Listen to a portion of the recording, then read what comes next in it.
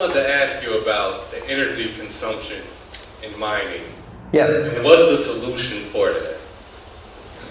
Well, the energy consumption in mining, I think, is misrepresented very often in two ways. One is that mining itself is one of the few industries that is completely geographically independent, meaning that it doesn't matter where you are if you are mining, as long as you have inexpensive electricity. So what that allows you to do is choose the location of your mining system based entirely on the local cost of electricity, which means that mining is doing arbitrage, market arbitrage for the cheapest sources of electricity. Now, in many cases, the reason a source of electricity is cheap is because it does not match the demand at that location.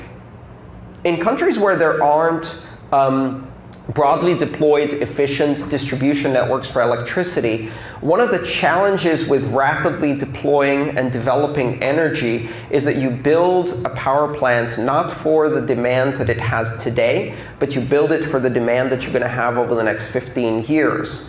Because you have to make that investment now and grow into it, because you can't simply move energy across a massive country when you don't have a distribution network. I'm speaking of China, if you didn't figure it out, but that's one of the fundamental problems they have. And this problem is replicated across not just China, but many developing nations, as well as many developed nations. The places where electricity is needed and the times when electricity is needed are almost always not the places and times where electricity is available. So what happens when you build a 50 megawatt plant in a place where they only have 15 megawatts of demand? Well, in some cases, if it's alternative energy like wind, solar, or hydro, you can't turn it off or turn it down. So you've built it and it will produce, and then what? Then you're basically wasting energy. Now, what if in that environment you could find a way to turn that energy into an alternative store of value? And then instead of paying off for the electricity plant in 5 years, you pay it off in 1 year by using electricity that would be otherwise wasted. Now, Bitcoin is an environmental subsidy to alternative energy all around the world because it's causing these projects to be amortized over a year instead of 5. Oh, you're telling me we were running a green coin all this time and I didn't even notice? So one problem is that you've got to understand it from the perspective of balancing supply and demand on a global scale without distribution networks. And that's driving the decentralization of Bitcoin, is driving the decentralization of energy production, which is one of the most important trends in human history. Now, one of the other things you've got to keep in mind is that Bitcoin is easy to criticize for its energy consumption because it's obvious. There are a lot more much wasteful things that are far less obvious.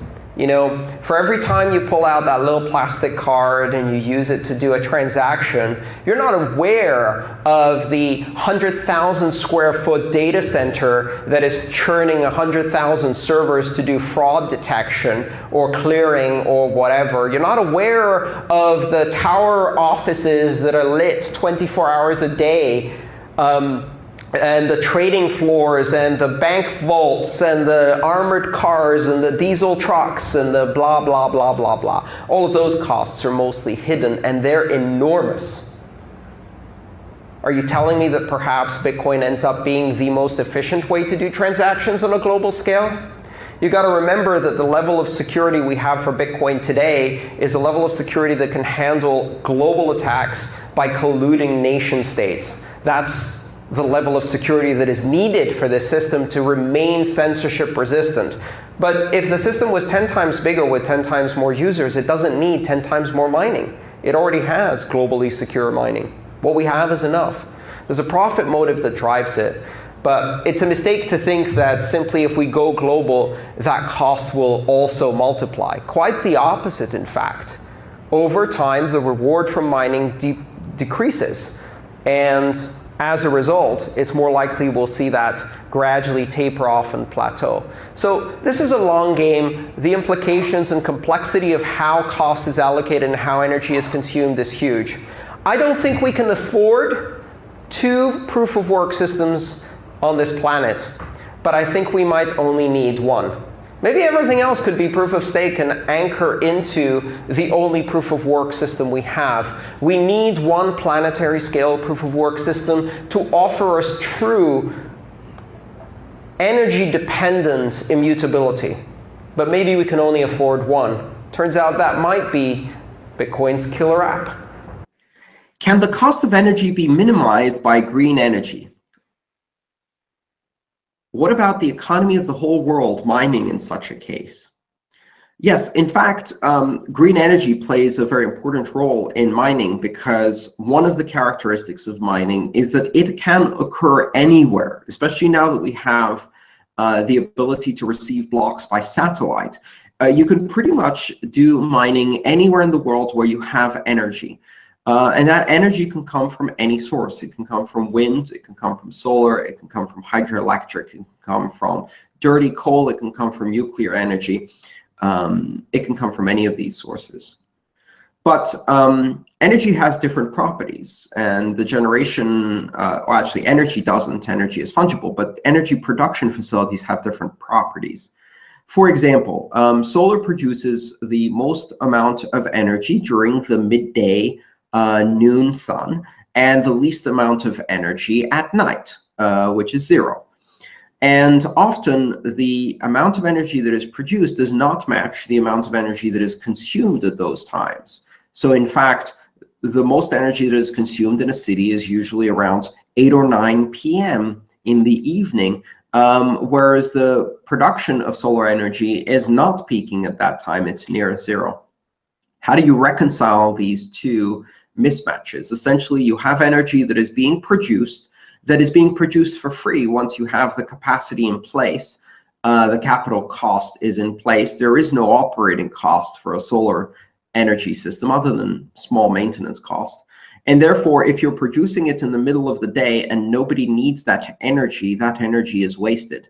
So mining can actually take that wasted energy and use it to produce income. And what that income does is it allows you to very rapidly depreciate the capital expense of building the solar plant in the first place, which means that you can take a solar plant that otherwise would be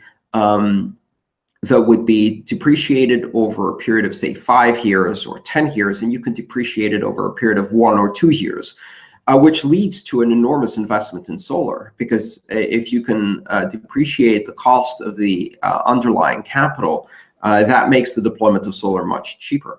And of course, for the miners who are mining on this energy, the cost of that energy can be much lower.